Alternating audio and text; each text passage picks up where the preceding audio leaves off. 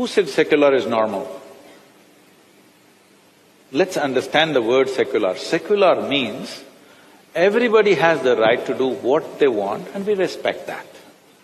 Secular does not mean you give up everything that belongs to this culture and do what the English did and we think we are secular. No, I want you to understand.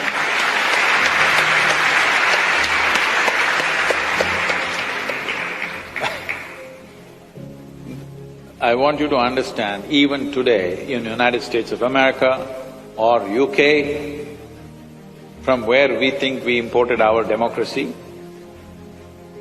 even today, without taking the name of their God, whatever God they believe in, nothing is done. President takes oath in the name of God, not in India. In India, we take oath in the name of the Constitution. This is an incident that happened that Advaniji shared in public. He was saying, when he was just an MP and all the MPs were invited to UK, and one of the events was a dinner with the Queen. Advaniji was sitting next to Siddharth Shankar Ray, who is no more, I think.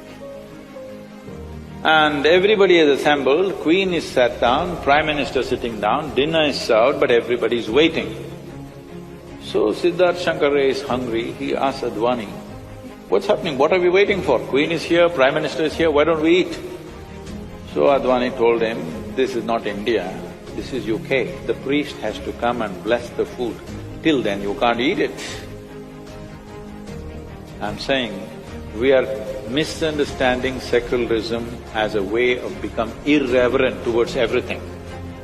No, secularism does not mean that. Secularism means we respect everybody's way of life. We don't think our way is superior to somebody else's ways, but we choose a certain way because we think it's better. But if somebody has to prove that is better, we are always willing to debate endlessly. There's an entire culture in Tamil Nadu where Tamil Nadu's population and especially the kings shifted from Buddhism to Jainism, Jainism to Shaivism, Shaivism to Jainism, again back to Shaivism. Depending upon the sages of the time, they sat down and debated.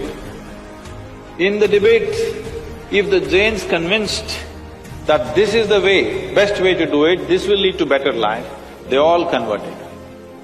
And next, another generation, another sage came and that sage proved being on the Shaiva way of life is the best way to do it, everybody converted back to that. I think this is fantastic, this is what should happen. What really makes sense today, we should all do that. If somebody shows us better sense tomorrow, we will do that. Why are we stuck with this or that? Because you fixed your identity, that's the whole thing, isn't it? If your identity was not fixed, you would always be looking for what is most sensible. This is becoming a serious problem, okay. You try to do anything in this country, they want to stop it. You want to build a dam, there's a protest. You want a nuclear project, there's a protest. Thermal project, protest. Windmill, protest. But everybody wants everything. In their homes, they want all the gadgets, they want 24 hours power, they want everything going. This is because we are only looking at the problems and we have not taken up the challenge of creating solutions in our minds. I think this is a kind of a pre-independence hangover, because Mahatma Gandhi brilliantly designed a revolt against the British, not by killing them, not by shooting at them, not by bombing installations, but simply by stopping activity. Bandh, Hartal, Satyagraha came from there. It was a brilliant device for those days because we were conquered. But even today, if you want to become a leader, I'm just telling you, this is a secret, okay? Suppose you want to become a political leader, don't try to build a road, build a dam, do this, do that. No. Gather 100 of your fans and block a highway. Make our lives miserable. You will become a leader. Yes, unfortunately, yes. You stop the train, you stop the road, you cut the water, cut the electricity, you will become a leader. If you make something happen, you will get ignored, of course. Making the nation go and making the nation stop are two different kinds of technologies. Mahatma Gandhi mastered the art of making the nation stop, and it was contextually the right thing to do for those times, because we were being ruled by somebody else. But we are still doing the same thing. State governments are demanding that they must have a right to call for a bandh. Bandh means closure. I cannot understand how an administration can call for a bandh. But they're actually saying it's their right to call for a bandh.